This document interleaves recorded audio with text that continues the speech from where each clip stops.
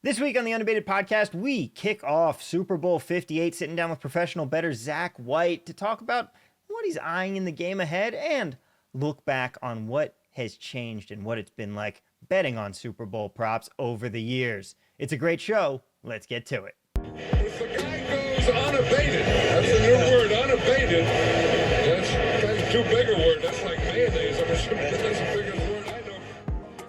Hello, everybody, and welcome on into the Unabated podcast. I'm Thomas Viola, and joining me, as always, Mr. Unabated himself, Captain Jack Andrews.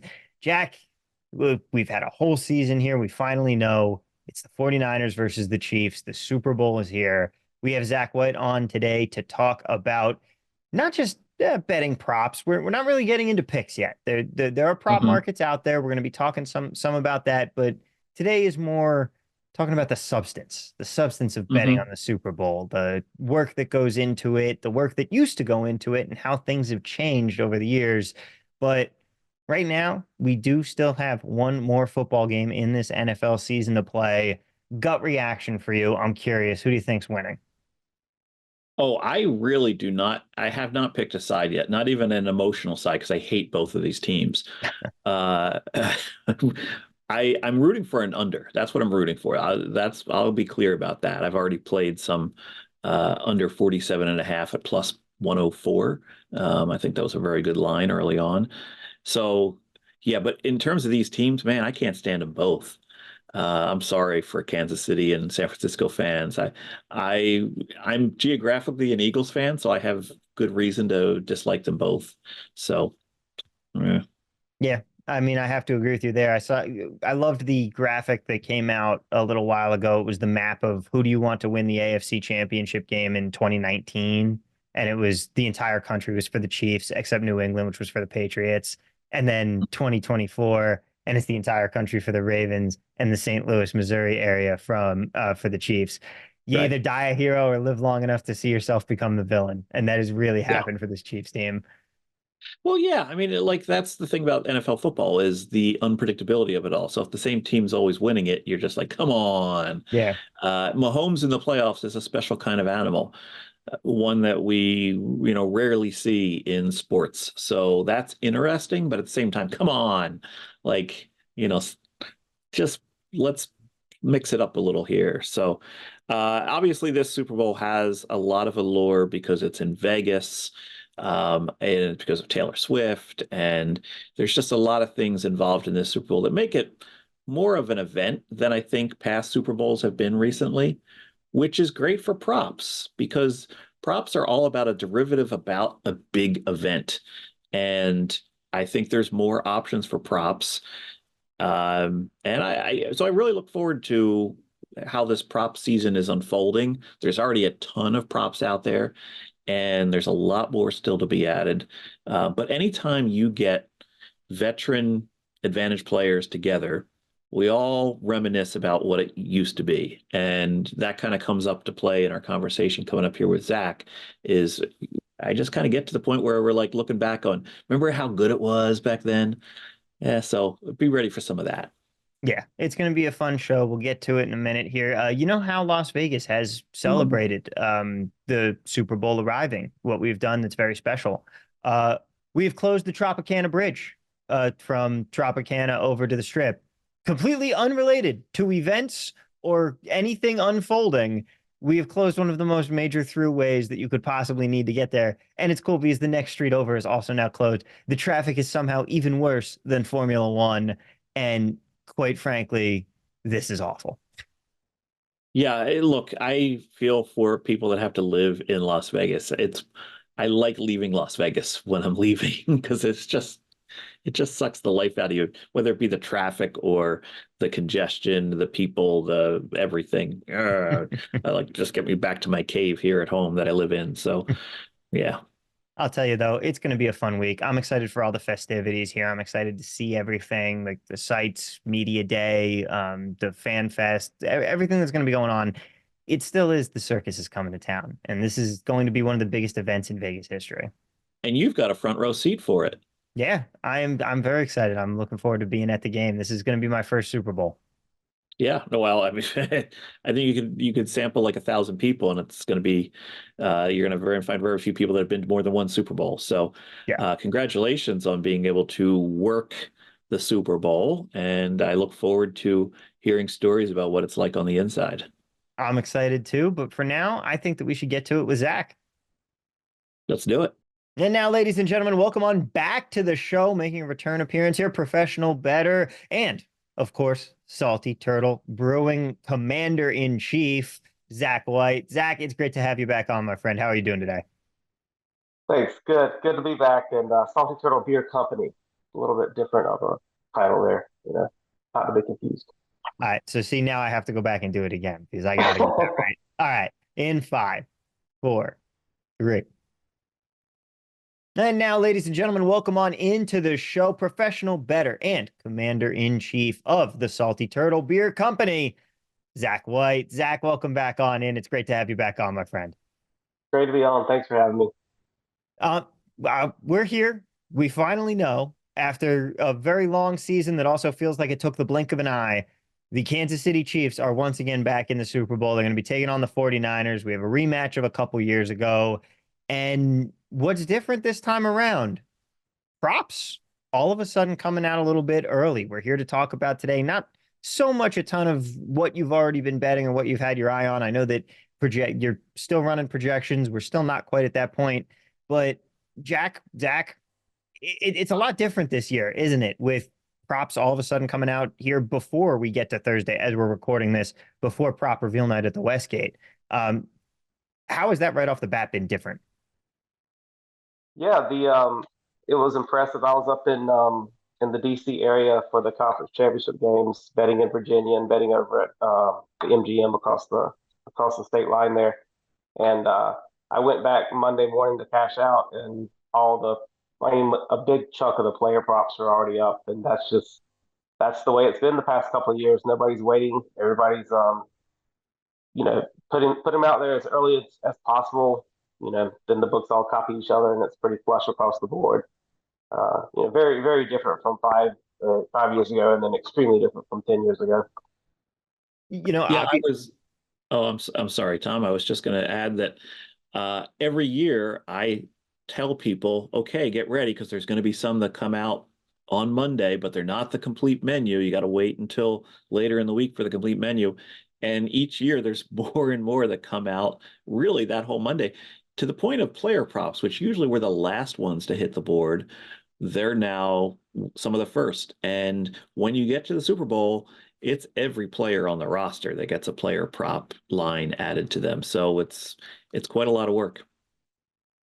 and when it comes to just the efficiency of the market here, with stuff being released earlier, it, Jack, you feel free to weigh in on this as well. But is it that people are still waiting a little while, waiting for some information to come out, or are we already seeing these lines get hit and the schedule and the timeline is just moving up? I think it's the schedule and the timeline. Zach, I don't know if you feel the same. Look, we've had odds makers on the program, Aaron Kessler, for instance, who would say he would lock himself in a room basically for 3 straight days and in order to come up with the prop packet for Gold Nugget. And yeah, I think what it is these companies are much bigger than some small bookmaker in Las Vegas, and they're attacking these markets weeks in advance and probably have them all set for no matter who wins the conference championship, and they're just ready to go.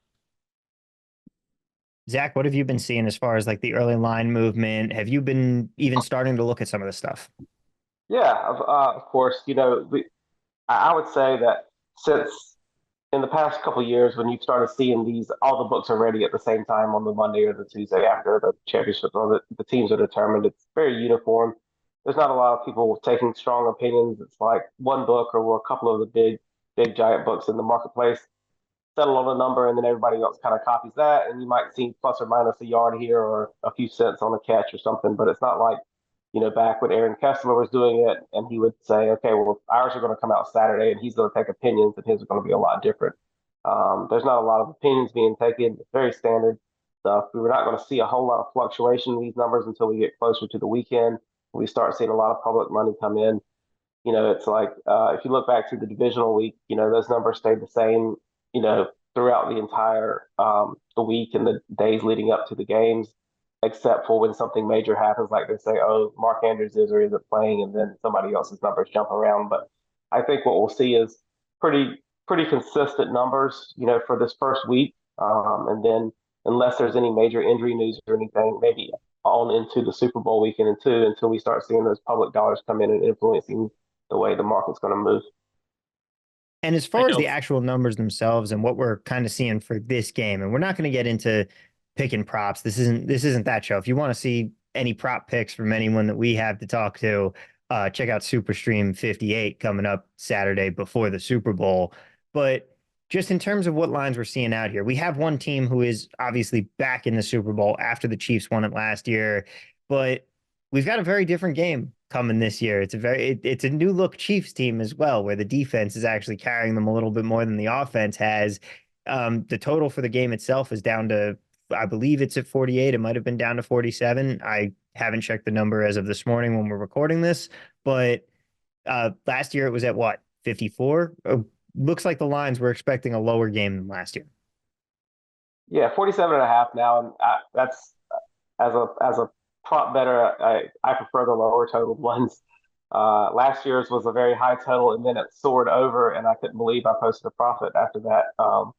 Offensive showdown. But yeah, I hope it's a defensive game. I hope we see some good stops. That's not what the public wants to see. Everybody wants to see big plays and touchdowns, and as a prop better, sometimes you just kind of want them to run the ball up the middle every time.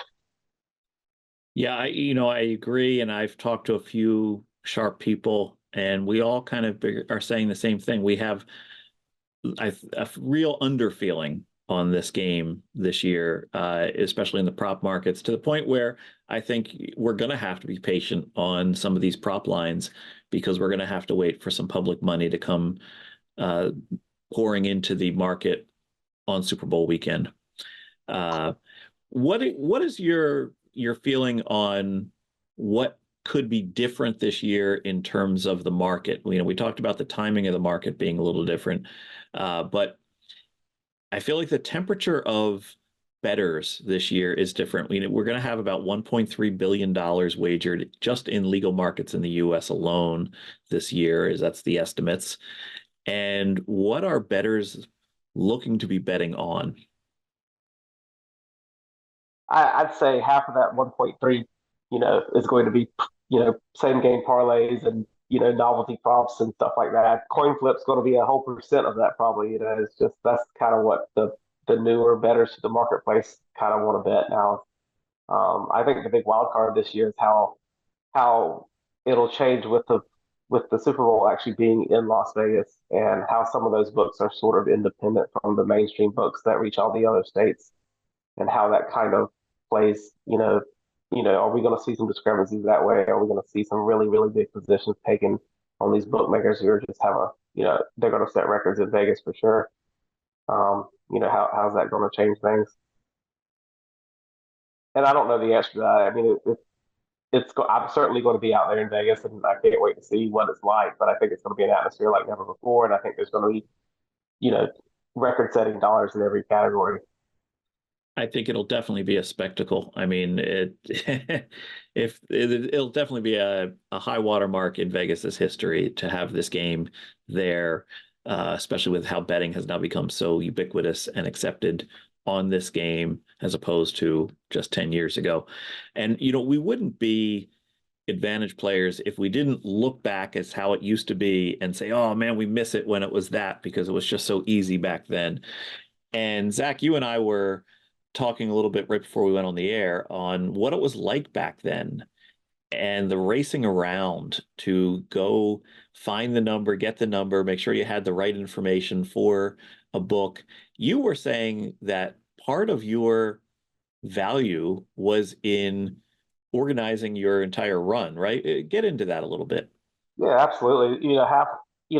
Then there was the whole Hilton aspect. They were kind of the market leaders. So you had until Thursday to get your numbers right and be ready. And then part of that was like, okay, what are we going to hit at Hilton?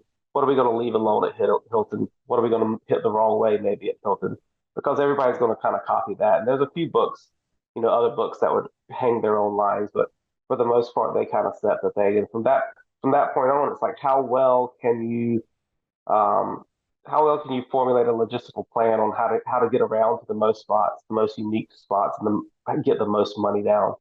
So it was like the execution of your bets was worth almost as much as how accurate your projections were, because as long as I got to the win before the other guy got to the win, then I got twice as much value as he did, and we might have been using roughly the same numbers for our projections. But once I bet it, he's going to move at 20 cents, and that guy that walked in 30 seconds behind me missed all that value.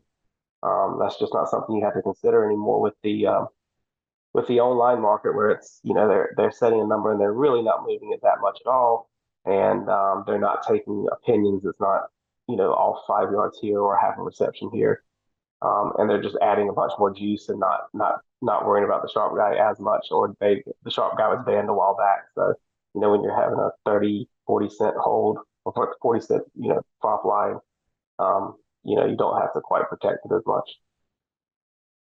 And when it comes to just the differences from then and now, the differences of having to run around to the different books and really plan it from a more logistical standpoint versus now you have the ease of technology where, yeah, you can just sit at your desk and you're going to be able to bet at all the different books. But of course, we also have the fact, like you mentioned, they're just tacking on extra juice or banning the sharp bettor altogether. Weighing out the pros and cons of the ease of access to now versus the more value, were you able to get more value before, or did it kind of get offset by all of the extra effort that you had to go through to get down? I don't think I really minded the extra effort, a decade ago. And, you're tired, because you physically were running or driving and then running up to the counter between all these different books. But that was kind of fun. The value standpoint, I can bet way more now on a prop, in a few clicks. 10 years ago, if I wanted a $8,000 position on a player prop, I had to hit everywhere in town, and hopefully, you know, they let me, bet what I wanted to bet, or what their standard limits were. So that's a good question. I'm not sure. I think that I preferred it the other way, but I would still have to be living out in Las Vegas for that to be the thing. So that wouldn't be a pro for me. That would be a con. There's plenty of cons to the way um, sports betting is dealt now, but me being able to not have to live in the desert, that's a big pro. I agree with you, Zach. I feel like some of my hunger and my drive just isn't there as much as it was back when I was having to coordinate with people in various places to get down. And now I'm just sort of like, I like the whole prop season, but it just doesn't drive me the way it once did. Right. I feel like that's a really common sentiment. I mean, I remember last year at prop reveal night at the Westgate, seeing the same thing. It was the vibe and there was still a little bit of the electricity in the air for it, but it was more so just a nostalgic feeling for what it used to be. Yeah, it used to be 4 hours. If you were start to finish, it would take you a whole hour to get to the line for your two bets the first time, and then it would take 45 minutes, and then it would take 30 minutes, and then finally you're the last guy at the counter at midnight or something. And that was a cool feeling, but you were getting really unique value and unique numbers then. Now it's probably more of it's just kind of like a nostalgia feeling to go there and do it now. You're almost don't want to hit some of those numbers now, or it's there's nothing that the value's just not there, because Westgate, for as great of a book as they run, they're not going to hang something that's just a scalp. Now that, like, they're going to make their own numbers, but they're also going to look and see what DraftKings has and what Caesars has, and they say, well, we're a little bit off on this. We're going to cheat that way down a little bit and not just create a scalp opportunity for somebody. So there's not a ton of value sitting there in line anymore. I'm sure Rufus will be there Thursday night, but I will not be.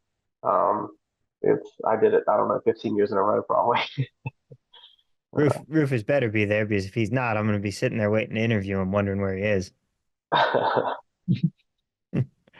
How about, and this one really for both of you guys, when it comes to the props that we have now, obviously some things that edges exist on back then, they've really been solved at this point. But the flip side of that is we've also expanded the betting menu a lot. There are new props and new things to bet on as well. Do you think that the balance shifts more to more edges are gone, or with the new things that have come up, is there more of an opportunity now? Yeah, I mean, would you rather have 100 bets that had a 5% edge or 10 bets that had a 10% edge? I mean, that's a no-brainer. I mean, some of the stuff that comes out in the past few years, like you know, first half yardage and first half catches and first quarter touchdown pass, and there's you know pre-built parlays on player props and all sorts of interesting things to look at that just did not exist 3 years ago. And it's great. I mean, it's fun to look at, fun to work on. It's a good problem to try to solve and find some value. I mean, there's plenty of places to look now. It's not just these 8 players and these yardage lines. Thousands of options. Yeah, I agree. If you're somebody who likes solving puzzles, this is the biggest book of puzzles you'll ever find because this is, that's what these props generally are, is they're just logic puzzles related to a football game. And I don't recall a time when the prop books from the major outlets have gotten smaller. I collect them actually. I have a collection. I'm sure Zach Yeah. does too, of the Hilton packet, the William Hill packet through the years. They just keep getting bigger. And now there are PDFs that I save. They used to be I would have to have somebody actually, physically send me the packet, but now it's all in PDF form. That Yep. just sounds depressing. I remember having to take the pictures of the board as they came out at Westgate because they wouldn't give you a packet the first night. So like while you're in line, you're kind of looking through your phone at the board, it's scrolling and trying to find your next 5 bets or something. Or, it's totally different logistics now. And that's before they had the new board. That was the older board too. Yeah. Yeah. How about as far as particularly favorite stories you had? This episode's a little bit about waxing nostalgic. Is there a particular moment in the Super Bowl prop betting race, or even just the Super Bowl in general? We can expand to game day and the bets coming through here. Do you have a particular moment or something that stands out to you as one of your favorites from this time of year? As far as like betting, Yeah. yeah, I remember it was like the first year that when Rufus and his partner kind of split off from me and Mark at Teach, and it was our first year where we were kind of going head to head at each other, and um, the win was an independent book, and they were gamblers, and they hung some unique numbers, and I knew the second they were going to drop, and I was in there, and I fired off $10,000 or $20,000, and took a break, and Brent and I fired off another $10,000 or $20,000, and I'm pretty sure I've gotten every bit of value off the board. Pack up my stuff and walk out, and I see Rufus's guy walking in right behind me, and his face just kind of drops when he sees me walk out of the sports book, and he knew he had pretty much gotten beat. And sure enough, like 1 minute later, my phone rings and it's Matt, the other partner. And he's like, "What the heck did you get? How did you get that win number so quick?" And he told me it's X and X amount of time, and I was like, "I guess he told you wrong. I don't know what to say, man." Like, it was a win before we even won. Just having the value like that. That's fantastic. Yeah,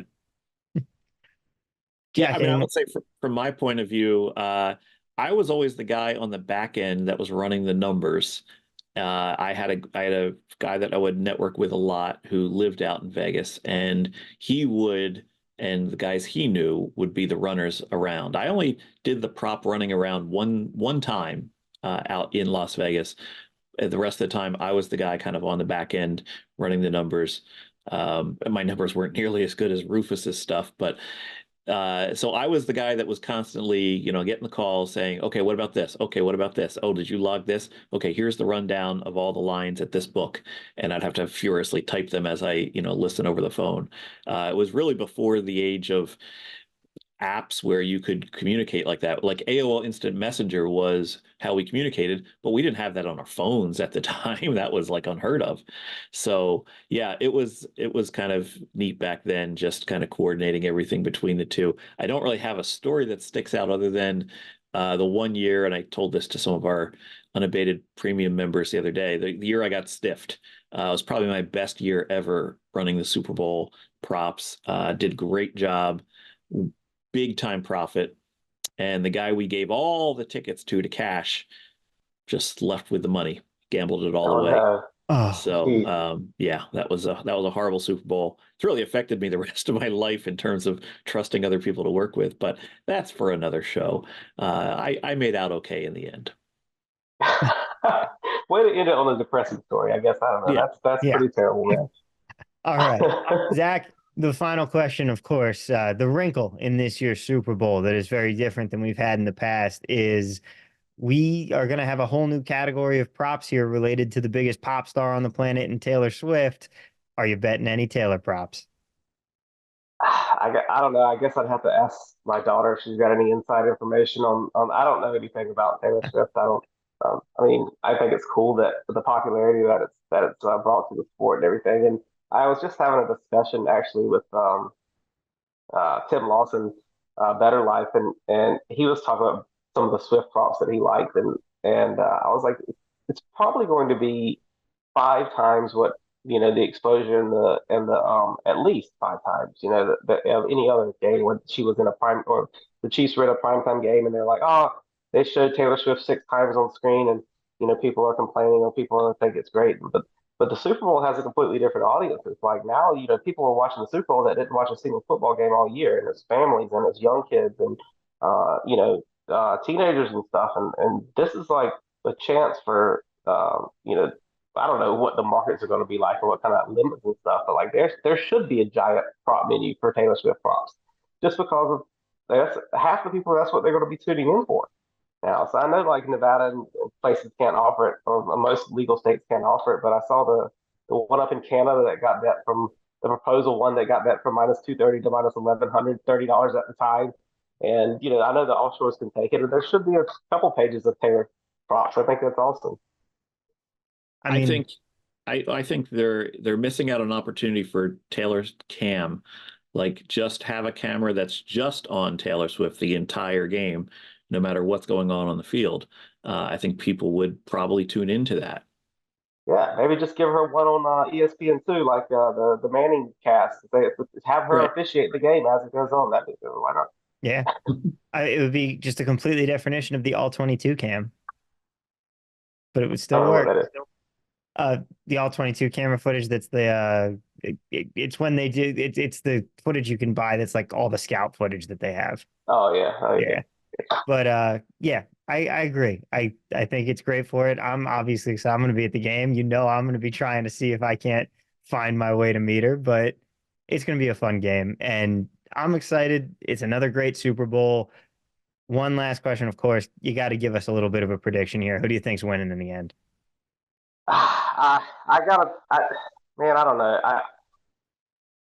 It's such a tight market, and I gotta go Niners. I have way more friends that are Niners fans than I do that are Chiefs fans, so that's what I'm going to base it on. I'm like, yeah, I hope most of my friends are happy at the end of the thing. So let's go Niners. You're a nicer man than me. Most of my friends are Niner fans as well, and I hope that they're absolutely miserable at the end of the game. Well, I was we'll bullied see. in high school for being a Jets fan, and I never let it go. All right. Yeah, that's understandable. Yep. All right, Zach, thank you so much for being with us here today. Of course, guys, be sure to check in next week. The Super Bowl content is going to keep rolling. We have a very, very exciting show coming up. Are we officially calling it the prop off? Jack, help me out The here. the Do we have the official name? the first annual international prop off between Team Unabated and Team Matchbook. This is a war of continents, and hopefully something. I make sure I say that clearly. Continents, and I hope it's something we continue to do over the years. They have a prominent U.S. handicapper on their Team Europe side there. So I'm a little bit we got ringered a little bit, but it should be interesting. It's going to be in place of our podcast next week, half of it, and then the other half will be in place of the Matchbook podcast next week as well. It's going to be great. Be sure to tune I in. imagine you guys have to have a couple of prominent handicappers on the staff too. I don't think you're too much of an underdog here. Yeah, well, we got a dog's name guy as our team captain, so I think we'll be in good shape. And they, and they've got a German and a Brit, so yeah, it'll be interesting. All right. I think the pressure's got to be on. We can't possibly lose in an American Super Bowl prop betting contest. We can't possibly lose to a European team there. That would be too great of an insult to bear. But hey, people are gonna have to tune in, see what happens. We'll see you there. Just stay tuned for the podcast next week. It'll be right there on your feed. In the meantime, of course, you also know the drill. Give us that 5-star rating and review. If you like the show, tell your friends. If you hate us, tell your enemies, trick them into listening to us instead. We don't care. Follow us along at Unabated Sports. If you haven't hit the subscribe button, do that now. And in the meantime, best of luck, everybody. Best of luck on your Super Bowl prop betting endeavors and more. And we'll see you next episode. Let's cash some tickets.